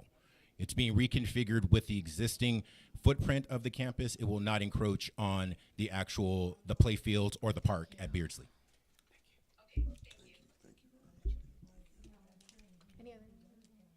All right. Sorry, I just need to get a little bit of water. Any other questions from the board about agenda item number 9? All right. Seeing none, we'll go ahead and take a roll call vote. Mr. Bell? Yes. Ms. Diaz? Yes. Finlay? Yes. Ms. Holguin? Yes. And Ms. Carroll? Yes. All right, thank you. Moving on to item number 10. So item number 10 is the bid proposal from Util Locate for underground utility survey for modifications to the Beardsley Academy campus. Is there a motion? So moved. Second. And sorry, this is a motion to approve, I presume? Correct. Okay, a motion to approve. So there was a motion by Mr. Bell, a second by Ms. Carroll. Any discussion on this item? Yes, is that was something to just test, or was it something we do, every now and then, or what the purpose of that? Yeah. So this is the doing the underground. So we talked about testing soil. Right. Now we're talking about actually doing a survey under the ground of all the infrastructure with respect to utilities to make sure that there's enough infrastructure that's there under Beardsley to take on the new classrooms, the new loads, the new needs of power, water, gas, etc. So that's what this item is to do that underground assessment and then determine whether additional infrastructure needs to be built around that project. Thank you. Thank you. So, and Dr. Emerson, with this, is this a required step? The only reason I'm asking is because do we not know what's under the ground? I would assume we have plans of some kind, but maybe this is a required step. It is. These are required steps that you do in advance of. You don't want to drop 10 new classrooms and then realize that you didn't have the load to be able to provide power to an additional 10 classrooms. So you survey underneath the ground to make sure that there's enough, again, bandwidth and infrastructure in order to be able to accommodate. How many were you going to accommodate or move to Beardsley? So the relocation of the Beardsley, the relocation of the Andres Duarte preschool is 4 classrooms, and the administrative annex as well. So Director Valdez, her office is there as well as her staff. Okay. So, any other questions or comments from the board? All right, we can go ahead and take a roll call vote. So, Mr. Bell? Yes. Ms. Diaz? Yes. Finlay, yes. And Ms. Holguin? Yes. And Ms. Carroll? Yes. All right. Moving on to item number 11. This is fee for service contract and proposal from JT Engineering for the topographical survey for modifications to the Beardsley Academy campus. Is there a motion to approve? Move to approve. There's Second. a motion by Mr. Bell and a second by Ms. Carroll. Any discussion on this item? Just a little highlight. We tested the dirt, we checked the utilities, and now we do the space plan and the space design. So how those actual topographical, meaning what you actually see on top of the surface, how those buildings would be located, how they'd be oriented, how it would be actually designed. That's what this particular item is. What brought that? I mean, how did that happen? Somebody thought about it, or was it time to check it, or what? Yeah, this is all a part of just making sure that we're. So this is in anticipation of the consolidation of Andres Duarte, and when we closed the actual school, we knew that we were actually closing the instructional program, but we left the preschool and we left MIT in place until we had a permanent location for both of those programs. So this is just effectuating that transition of providing new permanent homes for both the for preschool. Right. And part of the thinking around this particular initiative is how do we do our best to centralize as much of our preschool program as possible. It was centralized at AD. Now essentially we're just centralizing it at Beardsley. I got it. Thank you. And, oh, go ahead. Oh, I was going to ask, what's the timeline on that? Is it going to be sometime this year, the relocation, or in the future? Thank you. So both of these items, as well as the next two items, are anticipation of having MIT and AD preschool relocated to their new locations in anticipation for the start of the 2025-2026 school year. It is not not this fall, next fall. All right. Any other questions or comments from the board? All right. So we'll go ahead and take a roll call vote on this. And Mr. Bell? Yes. Ms. Diaz? Yes. Mr. Finley? Yes. Ms. Holguin? Yes. And Ms. Carroll? Yes. All right. Item number 12. This is land surveying proposal from PBLA Surveying Incorporated to provide topographical utility surveys for the relocation of the MIT campus. Is there a motion to approve? Wow. Move to approve. There's a motion to approve from Mr. Bell. Second? A second from Ms. Carroll. Any discussion on this item? Yes. Okay. So this particular item is the exact same item as you just approved for Beardsley. This is the relocation of MIT, and this particular company can do both the topographical and the utility survey, and so that's why they're combined into one item as opposed to two separate items. But this is again to survey and make sure that there's enough utility that's available at the new site. The new site, just to be transparent and clear, is going to be at the northwestern portion of the Duarte High School campus. It's going to be off to the side.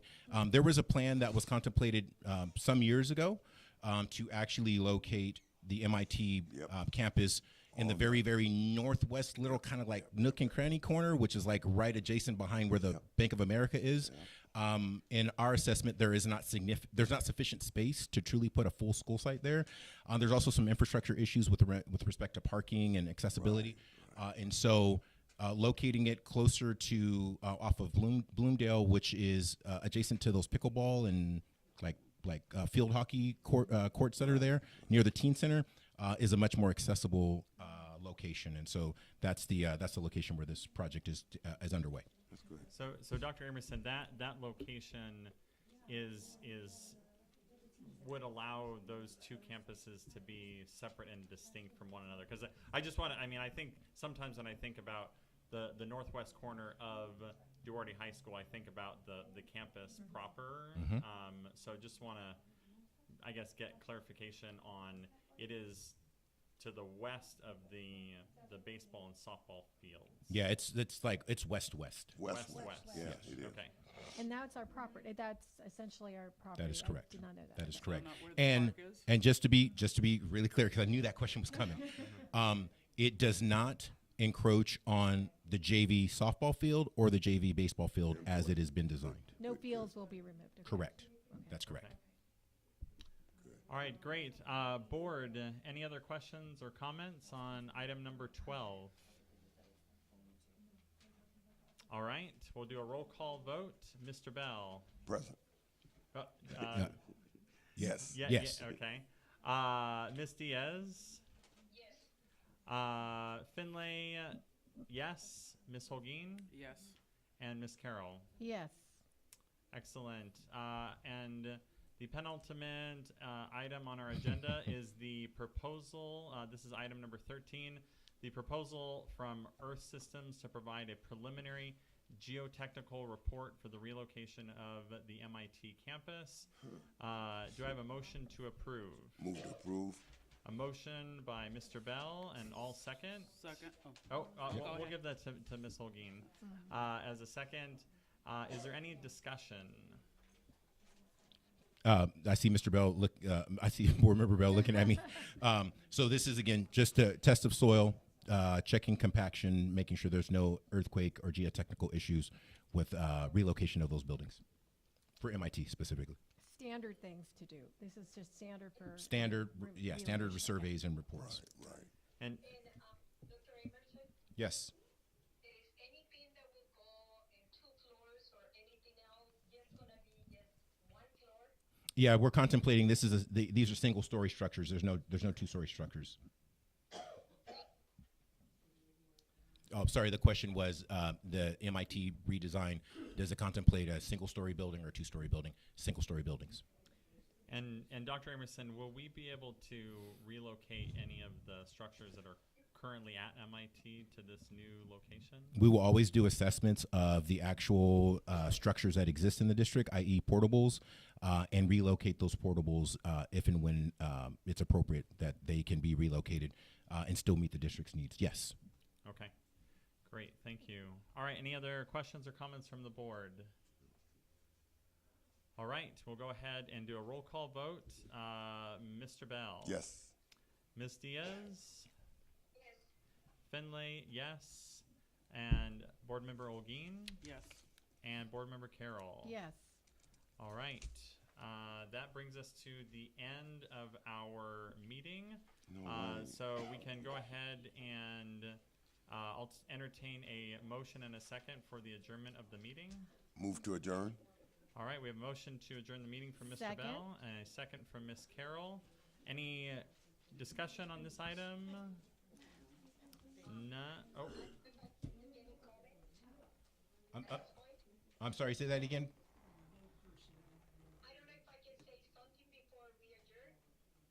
Yeah, absolutely. Yes, this is the time to do so. And then maybe Dr. Emerson, will you try to repeat out what she Sure. says? Yes. That'd be great. Okay, I just want to tell you that I've been watching you on YouTube, so I've seen all the action, and I also want to make sure that if you please review the video that when someone mentioned that Dr. Emerson motioned something, but it was Mr. Bell. It was Mr. because Bell. I've been taking notes. Correct. And so it was Mr. Bell who made the motion, not Dr. Emerson. And so, Marcelo, kudos, an amazing and professional video. And I can hear everyone very clear. And I believe that our community should take advantage of these kind of meetings because it's YouTube and it's really great. My only concern at the beginning of the meeting was that the blinds were open and you could see all the cars going by. But when we went to closed session, before we went to closed session, Marcelo went and closed the blind. It was perfect. It's professional, so kudos to everyone. And I'm really sorry not being present, but I can tell you it has been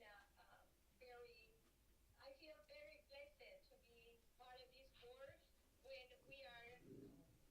we need to make tough decisions where the community who has been elected us doesn't agree with us. But I also believe that we have many hours of reading the information that we get ahead of time and being part of the discussion. So our community needs to know what's going on. And you too, these meetings are amazing. Mercedes, thank you for being so professional, like always. And far away from here, it's 10 o'clock. It's 10:07 here. Watch out. But, it has been a great meeting. She must Thank be. you. Do you want me to You recap? maybe just the Cliff Notes version of that. So the Cliff Notes version is leverage and access YouTube. It's a great platform to be able to plug into our meetings and see what's happening. The board has to sometimes make tough decisions, and that's why you're elected and representative of the people in the community. And it's really, really important to continue to try to do what's in the best interests of the community. I know I'm not doing a very good job. Oh, and the other thing is, I only wish that I had the same baritone voice as Mr. Bell, but it was definitely Mr. Bell who made the motion, not me. What I can say, just to make sure the record is clear, there were a couple of board members who said present, and so then I chimed in and said, no, you have to say yay or nay.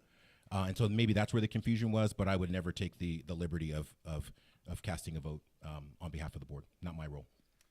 All right. And kudos to Marcelo. That's correct. And that was the other piece. Thank you. Yes. Thank you very much, Dr. Emerson. And I just really want to take a moment and thank the community for coming out. We can and will do a better job of advertising when we have these meetings. And I do hope that in about 2 weeks' time, I believe is our next regularly scheduled board meeting. 3 weeks. 3 weeks.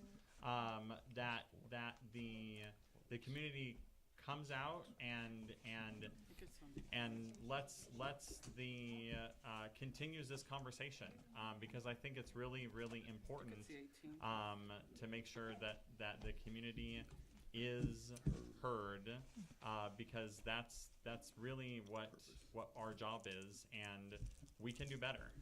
We can, and we will. So can I make one comment? Yes, absolutely. Thank you, Mr. President. So you know, as leaders, we always try to be reflective and recognize when maybe you missed the mark. What I will say is this board and this district, this team specifically, never ever violates the Brown Act. We always properly agendize meetings. We always properly bring items forward. However, with that being said, this is something that is very important to the community, and so we will find ways to leverage our resources through social media and through our various communication channels to amplify and make sure that more people know about these particular meetings. Because what I will say is, again, what we put together and what I was going to share with the community, but I thought better of it, was we've had 20 meetings about this topic. 20 public meetings, or 20 meetings where this was discussed, or I made public comments, the board asked for updates, and so on and so forth. All through properly agendized meetings. However, it didn't get to enough people. We recognize that, and we'll do better in that regard. So I just wanted to make sure that the community heard me say that. All right. Any other comments from the board? I was going to say too, and maybe have the meeting, of course, at the community centers a little bit Yes. much more comfortable. Absolutely. Absolutely. Better AC. Yes. Yes. Absolutely. Absolutely. All right. So we'll go ahead and do a roll call vote. So this is to adjourn the meeting. Mr. Bell? Yes, move to adjourn. Yeah. All right, we had the motion, so yeah. Oh, you had them? Okay. Yes. Yes. All right, Ms. Diaz? Yes. All right, Finlay, yes. And Board Member Olguin? Yes. And Board Member Carroll? Yes. All right, thank you, everyone. Good night. Thank you. Good night, everyone.